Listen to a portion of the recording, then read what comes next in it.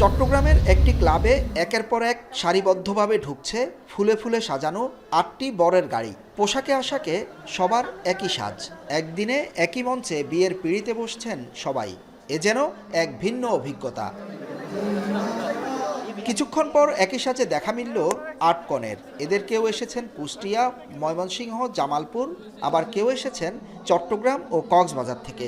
ক্লাবে ঢুকতেই ফুল ছিটিয়ে বরকনেকে স্বাগত জানায় অতিথিরা।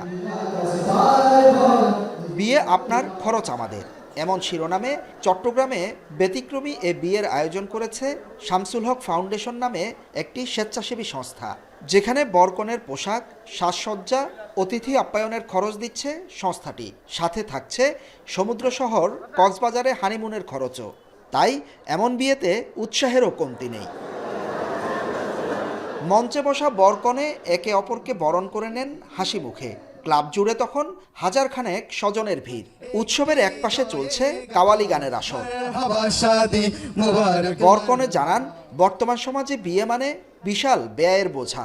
সেটি অনেকের পক্ষে করা সম্ভব নয়। সেখানে বিনা খরচে এমন আয়োজনে শুভ পরিণয় সারতে পেরে খুশি সবাই।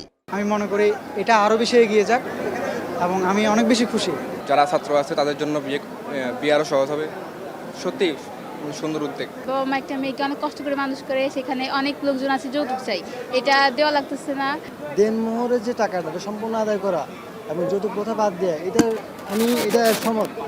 আয়োজকরা জানান, এই বিয়ে আয়োজন দেশে বিদেশে ব্যাপক সাড়া ফেলেছে। দেশের তো বটেই, ভারত, মালয়েশিয়া, সৌদি আরব সহ মোট 500 জনেরও বেশি বরকনে রেজিস্ট্রেশন করেছেন। বাছাই করে এখানে 16 জন বরকনের আয়োজন করা হয়েছে। প্রতি বরকনেকে দেয়া হয়েছে 100 জন অতিথি। তবে বিয়ের দুটি শর্ত: যৌতুক নেওয়া যাবে না, মোহরানা হবে সহনীয় ও তা বিয়ের আগেই আদায় করতে হবে। এই আয়োজন শুধু চিটাগাংয়ের মধ্যে সীমাবদ্ধ থাকবে না। আমরা যেহেতু একটা আন্দোলন হিসেবে নিয়েছি এবং বাংলাদেশের অগণিত মানুষ এগিয়ে এসেছে, মিডিয়ার সম্মানিত ভাইরা আপনারা এগিয়ে এসেছেন, সকলের সম্মিলিত প্রয়াসে বাংলাদেশের প্রত্যন্ত অঞ্চলে আমরা এজেন্টটা করতে চাই। বিয়েতে কারো মোহরানা মাত্র 5,000, কারো সর্বোচ্চ 1 লাখ। আয়োজকরা বলছেন, দেশে বিয়েতে কয়েক লাখ থেকে কোটি টাকা মোহরানা ধরা হয়, অথচ আদায় হয় না। সেখানে এটি ব্যতিক্রম। এ ধরনের বিয়েতে অংশ নিতে পেরে খুশি আগন্তুকরাও।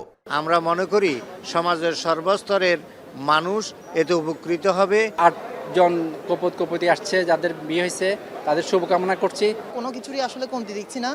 এই আয়োজনটা আমাদের মধ্যে ইয়াংদেরকে অনেক বেশি ইন্সপায়ার করে খুব দ্রুত বিয়ে করার জন্য। লোকজন যেন এটা আগিয়ে আসে এবং সবাই উৎসাহিত বোধ করে, যাতে বিয়ে শাদীতে যেতে কোনো এটা একটা বার্ডেন হিসেবে না দাঁড়ায়। বিয়েতে সব মিলিয়ে প্রায় 1,500 মানুষের খাবার দাবার আয়োজন। ঢাকঢোল আর আভিজাত্যের ভিড়ে কম খরচের এ বিয়ে সবার কাছেই স্মরণীয় হয়ে থাকলো। হুসাইন জিয়াদ, এখন, চট্টগ্রাম।